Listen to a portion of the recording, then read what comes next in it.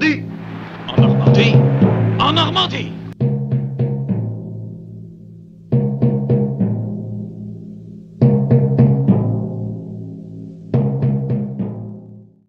Peut-être certains auront reconnu deux extraits du film Le jour le plus long, qui commémore le débarquement des Alliés en Normandie, et me pardonneront cette petite comparaison un peu audacieuse, puisque nous débarquons en Normandie avec le microscope à fond noir à Saint-Lô pour faire de l'analyse de la cohérence quantique du sang pour ceux qui voudront participer.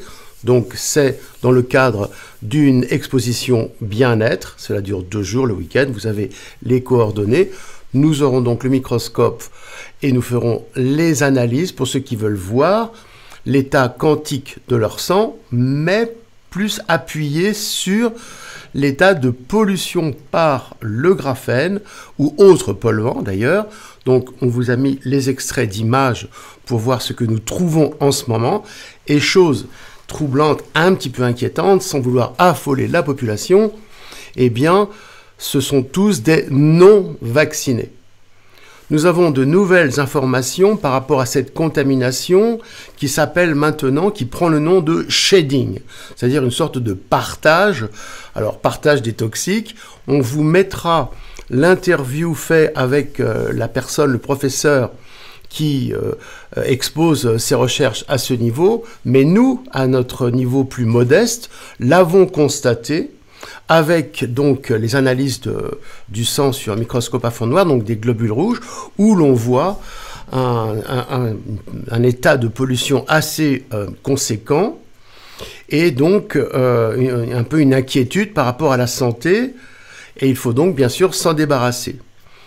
Pour info, les images des sangs contaminés que je viens de vous montrer sont donc issues de gens non vaccinés, mais qui avaient fait déjà des protocoles classiques, entre guillemets, de nettoyage. C'est-à-dire, en gros, des chélations, des substances X ou Y. Bon, je ne citerai pas les noms, et vous voyez que cela ne marche pas.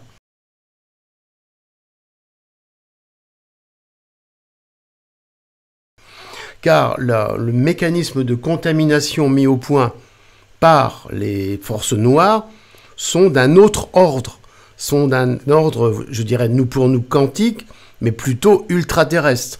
Pour s'en débarrasser, pour nous, il n'y a que le protocole homéobiotique qui fonctionne. Et encore, c'est du boulot. Pour ce week-end, les consultations ne dureront qu'une demi-heure. Il serait peut-être intéressant, si vous êtes intéressé, de réserver un créneau horaire pour planifier les rendez-vous.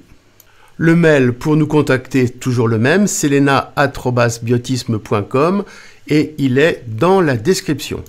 Les consultations que nous proposons à Saint-Lô pendant ce week-end sont une première étape pour visualiser vos globules rouges, les microzymas, les éventuelles pollutions, donc prendre conscience du support de votre fonctionnement, du support de l'âme, le sang étant le support de l'âme, et ensuite rentrer progressivement, si vous voulez, dans le protocole de nettoyage homéobiotique. Donc voilà, je vous laisse avec l'interview qui montre que le shading est très important maintenant, et puis j'espère que nous vous trouverons nombreux ce week-end à Saint-Lô, et je vais terminer par cette petite constatation de pourquoi Saint-Lô. C'est probablement lors de déplacements dans la Manche que j'ai ressenti cette puissance, cette force, en passant la ligne de lait ou la ligne Saint-Michel, la ligne sacrée Saint-Michel, qui a fait que cette force que l'on reçoit doit probablement interférer avec, on va dire, la Manche, donc Saint-Lô, et je pense que ça peut être un atout supplémentaire pour progresser dans ce mécanisme de compréhension de l'invisible qui nous gouverne. Ce qui vous tue, c'est le shading, c'est-à-dire l'injection du voisin, pas la vôtre.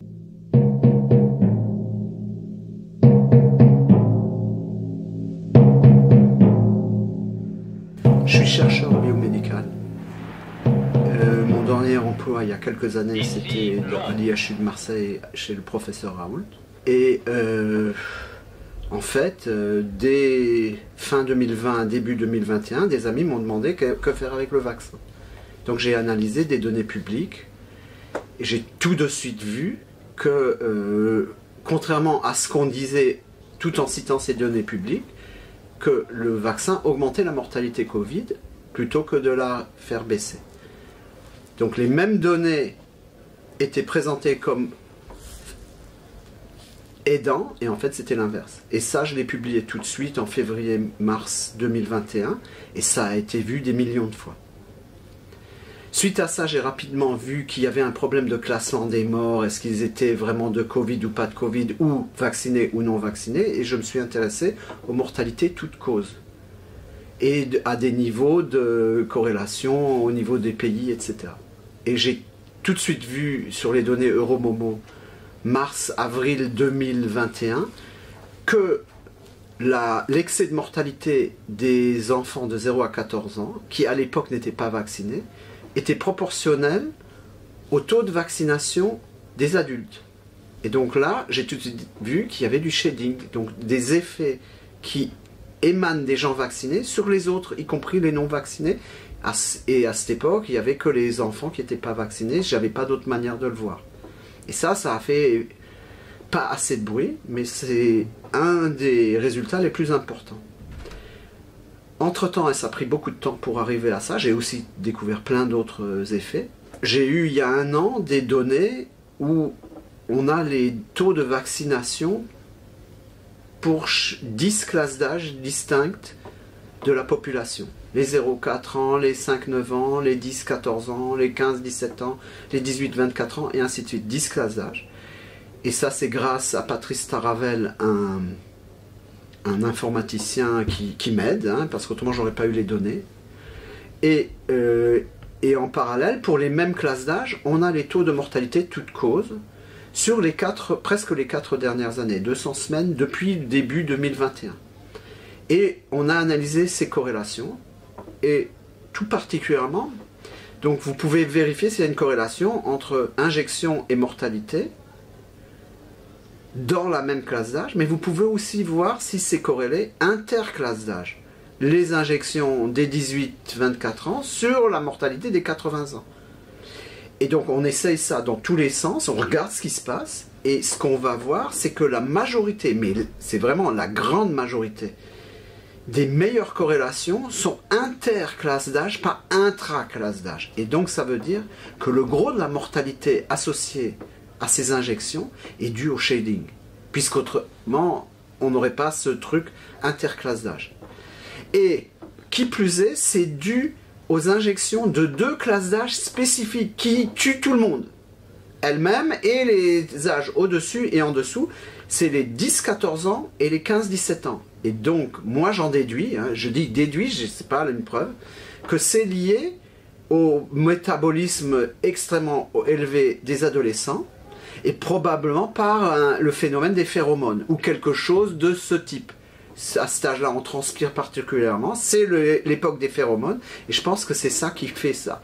Parce que c'est eux, c'est-à-dire leurs injections sont les mieux associées aux mortalités de toutes les classes d'âge.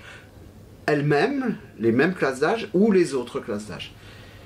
Voilà, ça c'est le phénomène shading tel que je l'ai observé. Ah, déjà, est-ce que pour ceux qui ne sauraient pas ce que c'est, qu'est-ce que le shading? Alors, c'est un mot anglais. Et ça veut dire l'excrétion, sortir et perdre.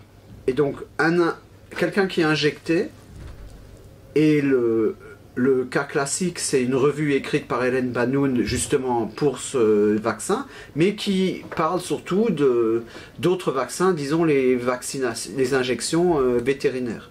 Et on sait, c'est une technique utilisée, on injecte 10% d'un groupe de vaches, et puis ça se transmet aux autres vaches qui n'ont pas été injectées directement.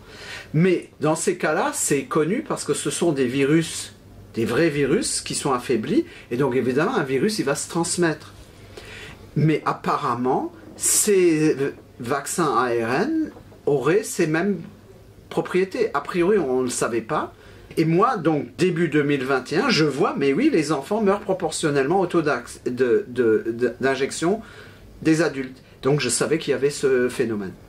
Donc, pour faire simple, les parents sont vaccinés et répandraient Voilà.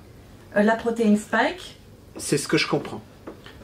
Alors, c'est ou la protéine spike, ou l'ARN. Ça, ce sont mes premières possibilités, et ça peut être ou et. Mais je n'exclus pas d'autres possibilités. Hein. Je ne sais pas ce qu'il y a dans le vaccin. Ce que je sais, c'est cette association entre vaccination et l'effet. Et ça, ce sont mes premières hypothèses, mais ce ne sont pas nécessairement les seules. Est-ce qu'il y a eu des tests sanguins faits sur les enfants, sur des enfants non vaccinés? Moi, j'ai vu un phénomène d'anticorps. Excusez-moi. Donc, vous avez tout à fait raison de poser cette question. Elle est tout à fait correcte. Alors, allez voir la différence entre les anticorps qui seraient contre le Covid lui-même ou la spike du vaccin. C'est pas évident. Il y a des possibilités, mais on ne sait pas si dans le shading on pourrait le faire. Donc ça c'est un premier phénomène. Donc j'ai pas la réponse. Mais dès que j'ai observé ça, j'avais dit, écoutez, pour vérifier ça expérimentalement, il faudrait au moins regarder qu'est-ce qui se passe au niveau de la mortalité ou des maladies d'enfants dont les deux parents sont vaccinés. Un seul parent est vacciné et à ce moment-là séparer si c'est le père ou la mère, parce que ça peut avoir des effets différents. Et troisièmement, comparer encore avec les personnes dans la famille des vaccinés. Et là, on pourrait avoir une réponse, et j'ai dit ça il y a 4 ans, mais ça n'a pas été fait. Donc, j'ai pas les réponses plus. Par contre, entre-temps, j'ai ces corrélations entre les différentes classes d'âge. J'ai aussi un autre phénomène qui est important dans notre cadre, qui dit, il y a du shading, les enfants, ils n'étaient pas vaccinés, donc il y a des effets très graves même sur les non-vaccinés, mais la majorité des effets sont de vaccinés sur vaccinés. Et ça, j'arrive à le voir d'une manière, je viens de le découvrir une dizaine de jours, donc c'est encore pas publié, vous êtes les premiers. C'est que la corrélation, c'est d'une classe d'âge sur la même classe d'âge. Donc les injections de l'âge A sur la mortalité du même âge A. À ce moment-là, l'injection, elle va jouer 2 fois. Elle va jouer une fois sur l'injecté lui-même, celui qui a eu, et sur son entourage. Donc elle a deux effets. Shading et direct. Les 2 effets pourraient être linéaires, et dans ce cas-là, l'effet total, c'est toujours une relation linéaire entre injection et mortalité. Par contre, s'il y a interaction entre les 2 doses, vous allez avoir un effet synergétique, et à ce moment-là, ça donne exactement une exponentielle. Et donc, je regarde sur mes données statistiques et je vois est-ce que les données collent mieux à une loi linéaire ou à une loi exponentielle. Et je le fais une centaine ou 200 fois parce que j'ai, sur 200 semaines, sur plein de classes d'âge, j'ai plein d'exemples. Des exemples où j'ai l'effet d'une classe d'âge sur une autre classe d'âge et les autres à l'intérieur de la même classe d'âge. Et je vois qu'à l'intérieur de la même classe d'âge, c'est presque jamais linéaire et presque toujours exponentiel. Et entre classes d'âge, c'est dans un peu plus de la moitié des cas linéaire. Et donc, j'en déduis que oui, c'est un effet synergétique et que donc c'est le gros des effets du shading, ce sera vacciné sur vacciné. Et ça, c'est très intéressant et étonnant. Et d'une grande complexité, c'est-à-dire que vous avez un crime, vous avez celui qui amène le revolver et vous avez celui qui appuie sur la gâchette. Et étonnamment, celui qui amène le revolver, c'est celui qui vous a injecté, alors que celui qui a appuyé sur la gâchette, c'est celui qui a injecté votre voisin. Ce qui vous tue, c'est le shading, c'est-à-dire l'injection du voisin, pas la vôtre. Et vice-versa, évidemment. Hein, donc, mais c'est quelque chose de complexe. Et l'interprétation que j'ai de ces phénomènes, ça serait, je vous dis, c'est ce que je pense, c'est comme un phénomène de ADE ou d'allergie. C'est-à-dire que votre injection, elle va vous créer une capacité à surréagir à, disons, la protéine spike. Mais bon, vous n'avez rien pour l'instant, vous avez simplement développé la capacité à surréagir. Et quand vous aurez même un tout petit peu de protéine spike de votre voisin, c'est là que vous avez le déclencheur de l'allergie, du phénomène de la surréaction qui peut vous tuer. C'est pas la première piqûre d'abeille, c'est la deuxième qui vous tue. Ou morsure de serpent et ainsi de suite. Et donc ça se ressemble à ce phénomène-là. Et c'est pour ça aussi qu'il peut y avoir des effets sur les non-vaccinés, et probablement aussi les enfants, encore plus peut-être, mais ça j'en sais rien parce que j'ai pas de comparatif. Mais ce sera surtout sur les vaccinés, de vacciner à vacciner. Et c'est important de s'en rendre compte. Est-ce qu'il y a eu également un taux d'augmentation par classe d'âge des non-vaccinés, du taux de mortalité? Est-ce que vous savez si oui. Pendant la période Covid injection, même les non-vaccinés ont un taux de mortalité plus élevé? Alors, j'ai essayé de voir ça. C'est très difficile. J'ai développé une technique que j'ai aussi encore pas publiée. Donc, de nouveau, vous allez être les premiers. Quand je fais une corrélation ou une régression linéaire, ou pas linéaire comme vous avez entendu, entre taux d'injection et taux de mortalité toute cause, j'ai une pente. Et donc on va s'intéresser à la pente si elle est linéaire ou exponentielle. Mais j'ai aussi l'intersection avec l'axe des X, des Y. Et ça, c'est là où les injections sont zéro. Et donc la question que vous venez de me poser d'un point de vue mathématique, c'est comme dire, est-ce que l'intersection à zéro injection est plus haute que s'il n'y avait pas eu du tout d'injection réellement? Donc est-ce qu'elle est influencée par l'environnement des injectés ou pas? Et malheureusement là c'est plus de, c'est pas que de l'interprétation, mais c'est plus de l'interprétation, j'en suis pas certain, mais j'ai l'impression qu'il y a un excès, surtout au début de la période d'injection dans les années 21 et 22, et puis que cette différence par rapport au taux de mortalité des non-injectés, donc de tout le monde en 2020, elle baisse avec le temps. C'est l'impression que j'ai. Voilà ce que je dis. Et j'ai des vrais. C'est-à-dire, c'est une impression qui vient de données, donc c'est une interprétation de données, pas une vraie impression. C'est pas une opinion. Mais je ne suis pas certain que mon interprétation des données est correcte. Mais c'est ça ce que ça suggère. Et je vois ça plus ou moins dans tous les âges. Et voilà. Donc, ce qui se passe, c'est que les non-injectés semblaient avoir quand même un excès de mortalité au début. Et que plus le temps passe, et moins c'est le cas. Par contre, je peux pas vous dire plus. J'en ai l'espoir, mais c'est toujours pas. Par contre, pour l'instant, j'ai l'impression que pour les vaccinés, ça semble pas trop baisser. Mais il se peut que ça baisse. Je dis bien, il se peut que ça baisse quand même. Et pour les enfants, par rapport à cette augmentation de mortalité au moment de la vaccination, même si eux n'étaient pas injectés, est-ce que ça pourrait être dû au port du masque aussi? C'était proportionnel au taux d'injection, donc je peux pas vous. Je suppose que c'était vraiment le taux d'injection, pas le port du masque. Le port du masque, il est sûrement pas bon et nocif à la langue, mais il n'a pas eu un effet en 1 an, puisqu'on commence en 2020 et j'observe le phénomène au printemps 2021. Et donc je crois pas. Hein? Alors on pourrait dire le port du masque est proportionnel au taux d'injection, mais c'est pas sûr. Donc voilà. Et peut-être qu'en réfléchissant plus, je vous dirais non, je pense pas que ce soit ça, j'aurais quelque chose de plus percutant. Mais sur le moment, je vous dirais a priori non, même si je peux pas dire certainement non. Quand vous dites que le shading est plus élevé chez les adolescents, ça veut dire que ça émane plus d'eux. Voilà. C'est pas eux qui reçoivent le plus. Non, c'est eux qui émanent le plus. Alors après, comment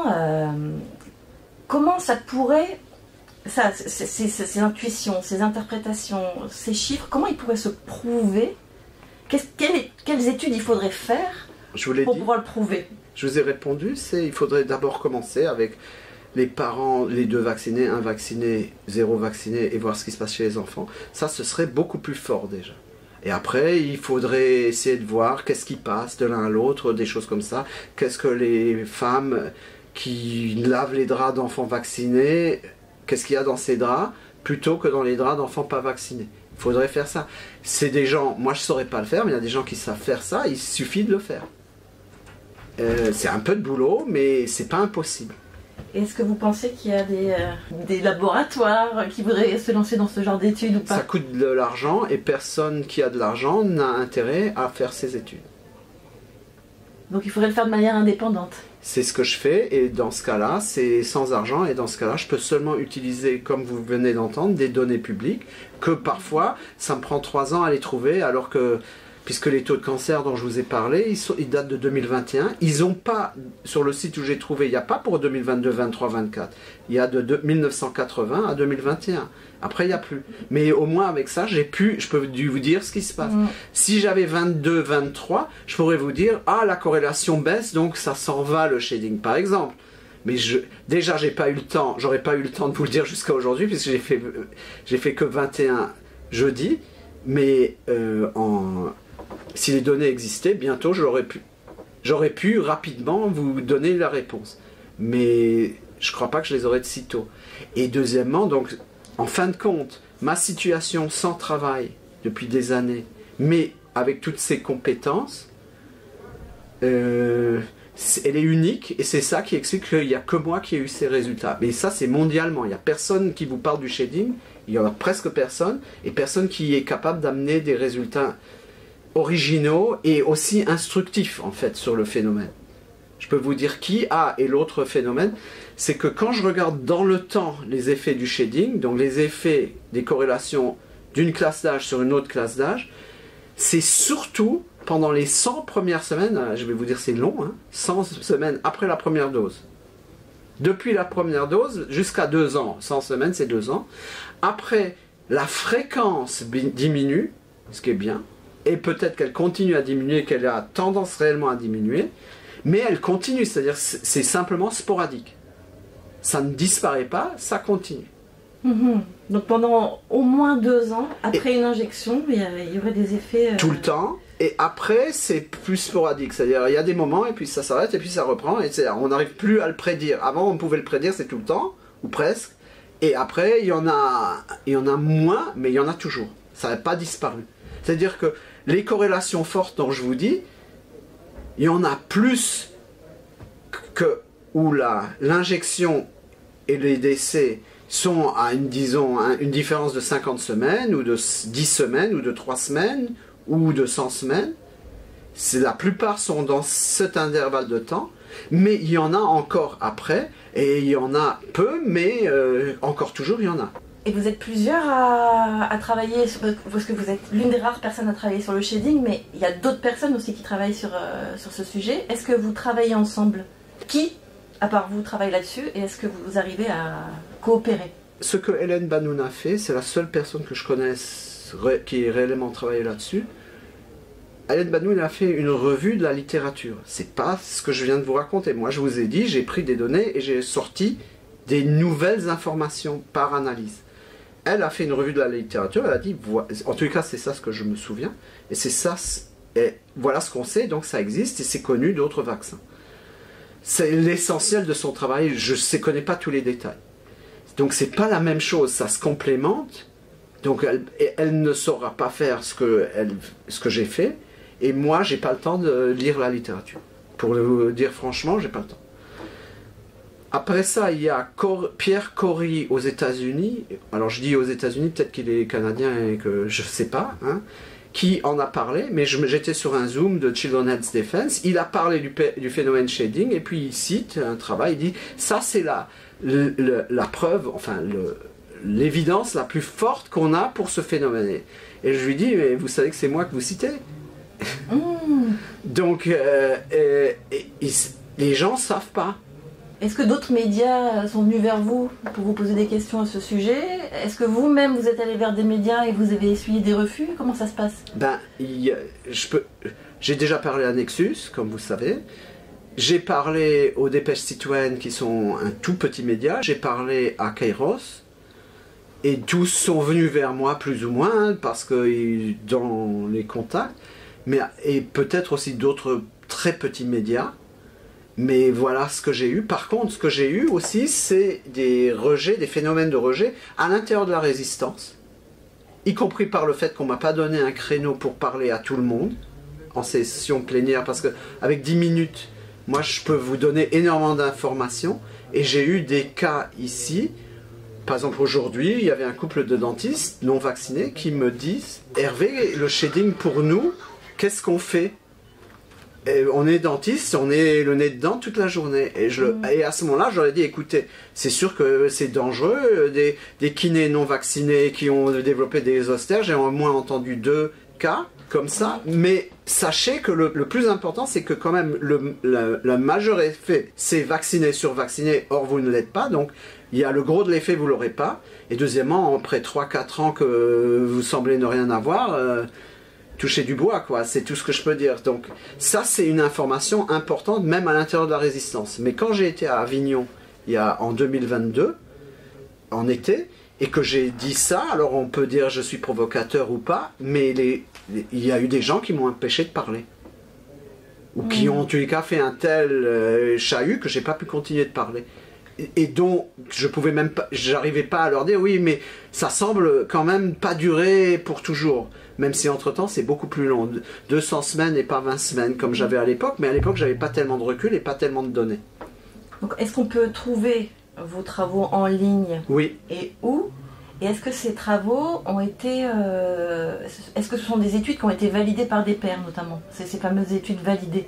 Alors là-dessus, il y a 2 choses à dire. D'abord, j'ai des vidéos sur BitChute, sous mon nom, Hervé Seligman, on peut les trouver. Et je mets mes commentaires sur ResearchGate, toujours sous mon nom. Maintenant, depuis 2021, j'ai cessé d'essayer même de soumettre aux journaux, parce que c'est complètement malhonnête. Je le savais d'avant, mais je jouais le jeu.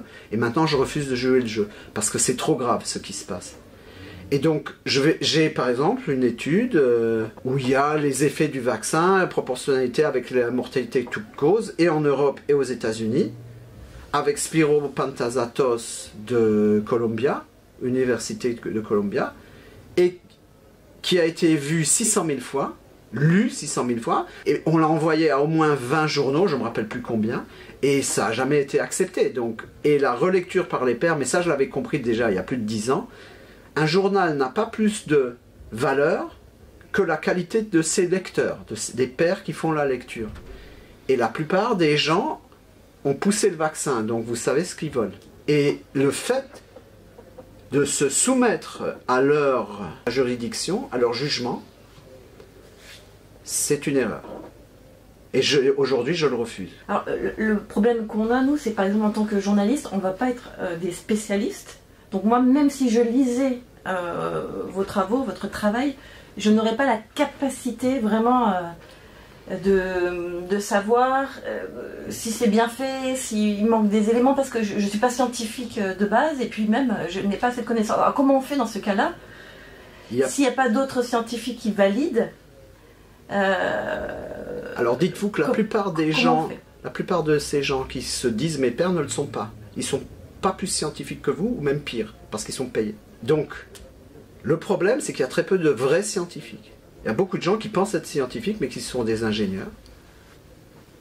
Et il y a beaucoup de gens qui sont des payés, qui soient sérieux ou pas, qu'ils aient les capacités ou pas.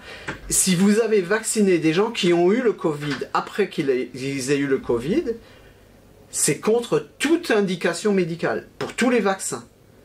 Combien de fois vous avez entendu ça d'un médecin? Presque jamais. Donc ça veut dire que ce qu'on enseigne dans les universités ne marche pas. Ou bien ils n'ont pas appris ce que... Ils devraient tous l'avoir entendu, ça, ce que je viens de vous dire. Moi je l'ai entendu, le professeur Montagnier l'a entendu. 4 semaines avant sa mort, j'étais au dîner avec lui, je lui ai dit ça, mais pourquoi vous ne l'avez pas dit, vous aviez une plateforme? Il m'a dit, je l'ai dit, mais tout le monde m'a dit, c'est pas vrai. J'ai dit, mais il ne fallait pas les croire. Et c'est ça le point, il ne fallait pas les croire. Est-ce que vous voulez ajouter quelque chose avant qu'on se quitte à ce sujet? Oui. Si le commercial de Coca-Cola vous dit buvez du Coca-Cola tous les jours, vous savez que c'est une connerie. Eh bien, c'est la même chose s'il est le commercial de Big Pharma. Et en plus, ça pourrait être le même, parce que le commercial, c'est le commercial. Et par contre, Coca-Cola, c'est pas bon, mais si vous buvez un verre, c'est pas grave. Par contre, une piqûre, c'est grave. Il ne faut pas inverser les faits. Parce qu'il y a des gens qui croient qu'un verre de Coca-Cola, ça va être très dangereux. Et bon, une piqûre, parce que c'est médical, c'est pas dangereux. Non, c'est pas comme ça. Il faut avoir la bonne échelle de valeur pour ne pas continuer à tomber dans les pièges. Parce que les problèmes cognitifs qu'on a, même si on évite cette crise, on va avoir des crises une après les autres à cause de ça. Et on va directement vers l'extinction si on ne commence pas à réfléchir juste. J'ai plus de 100 publications revues par des pairs, et au moins la moitié, c'est en premier auteur, ou même en seul auteur. Pas sur le sujet du vaccin, mais moi j'ai été plus que validé. D'accord, sur des sujets comme quoi par exemple de bioinformatique, d'évolution virale, ou de morphologie de lézard, ou d'adaptation des plantes à la haute salinité. J'ai fait beaucoup d'études, de recherches. Mais le vaccin, là, ça passe pas. Ah non, absolument pas. Et c'est pour ça que je vous dis, là, ils sont encore plus malhonnêtes que d'habitude.